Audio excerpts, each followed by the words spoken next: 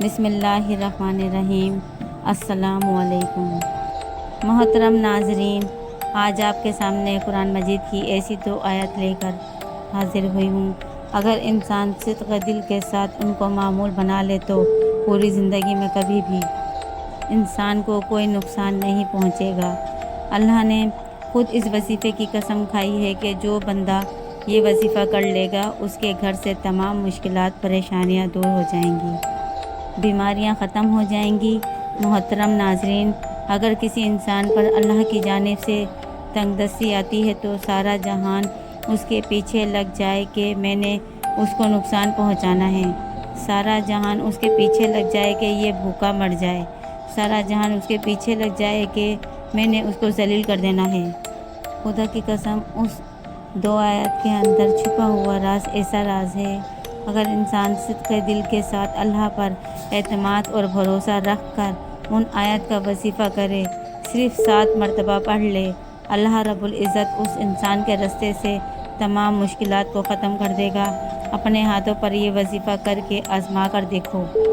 قرآن پاک کے اندر ہر مشکل کا حل اللہ تعالیٰ نے رکھ دیا ہے۔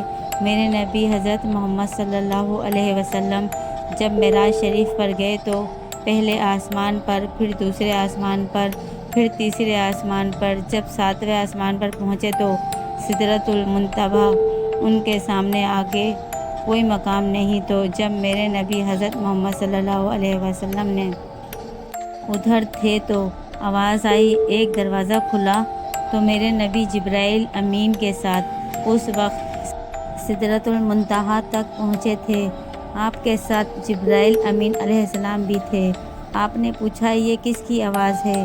تو جبرائیل امین فرمانے لگے، یا رسول اللہ، میں نے پوری زندگی کے اندر اس دروازے کو کھلا ہوا نہیں دیکھا جو آج دیکھ رہا ہوں، اور دوسرے نمبر پر یہ جو فرشتہ نکلا ہے، یہ فرشتہ بھی میں نے اپنی زندگی کے اندر پہلی بار دیکھا ہے۔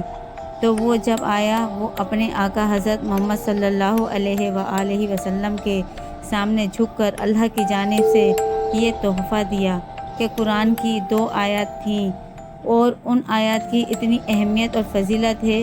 اس وقت اس فرشتے نے 3 چیزیں دی تھیں، ایک نماز کا تحفہ تھا، ایک امت کی شفاعت کا تحفہ تھا، اور ایک یہ قرآن مجید۔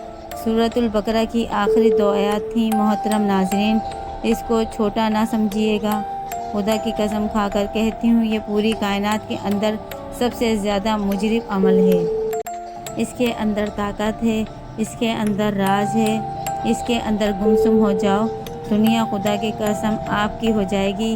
دنیا کے پیچھے گھوم رہو گے، جہاں سے کچھ نہیں ملے گا، اپنی زندگی کو تباہ کر رہے ہو، وہاں سے کچھ نہیں ملے گا۔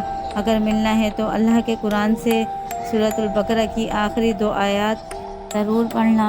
ایک روایت کے مطابق قرآن مجید میں یہ سورۃ البقرہ کی آخری 2 آیات ہیں، ان کے اندر سب سے زیادہ طاقت ہے۔ قرآن پاک کی آیت مبارکہ کو آپ نے 7 مرتبہ پڑھنا ہے۔ اس طرح کرنا ہے کہ رات کو سونے سے پہلے ان کو 7 مرتبہ پڑھنا ہے۔ اول و آخر اپنے نبی صلی اللہ علیہ وآلہ وسلم پر درود پاک پڑھنے کے بعد اللہ کے سامنے ہاتھ اٹھا لینے ہیں۔ یہ 2 آیات رحمت کا سمندر ہیں، ان کے اندر اتنے راز چھپے ہوئے ہیں۔ جو ان 2 آیات کو جانتا ہے، جو ان کے اوپر غور کرتا ہے، ان کو پتہ ہے کہ ان میں اہمیت کیا ہے۔ عام انسان کو ان کی اہمیت کا نہیں پتہ چل سکتا۔ اللہ تعالیٰ نے بہت بڑا انعام دیا ہے اس سورۃ مبارکہ کی شکل میں۔ ہمیں اس عمل کو ضرور کرنا چاہیے، اور آپ نے سونے سے پہلے یہ معمول بنا لینا ہے۔ حضرت عمر رضی اللہ تعالیٰ عنہ فرماتے ہیں، وہ بدبخت انسان ہے جو یہ 2 آیتیں نہیں پڑھ کر سوتا۔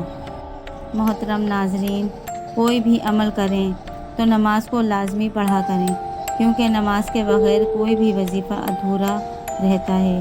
اس لیے دوستوں سے گزارش ہے کہ نماز کا اہتمام لازمی کیا کریں۔ نماز پڑھنا ہر مسلمان مرد اور عورت پر فرض ہے۔ اللہ تعالیٰ فرماتا ہے، بے شک میں ہی اللہ ہوں اور میرے سوا کوئی معبود نہیں، تو تم میری عبادت کیا کرو اور میری یاد کی خاطر نماز قائم کیا کرو، اور آپ اور اپنے گھر والوں کو نماز کا حکم فرمائیں۔ اور اس پر ثابت قدم رہیں۔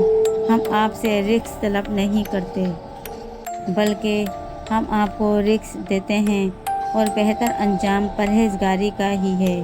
یہ اہل حق وہ لوگ ہیں کہ اگر ہم انہیں زمین میں اقتدار دے دیں تو وہ نماز کا نظام قائم کریں اور زکوٰۃ کی ادائیگی کا انتظام کریں، اور پورے معاشرے میں نیکی اور بھلائی کا حکم کریں، اور لوگوں کو برائی سے روکیں، اور سب کاموں کا انجام اللہ ہی کے اختیار میں ہے۔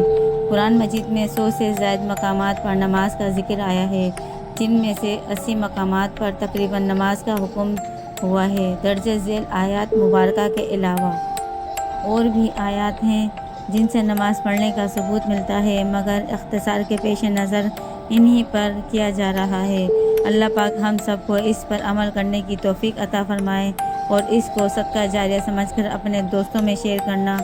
دعا ہے کہ اللہ تعالی ہم سب کو دین حق پر چلنے کی توفیق عطا فرمائے، آمین۔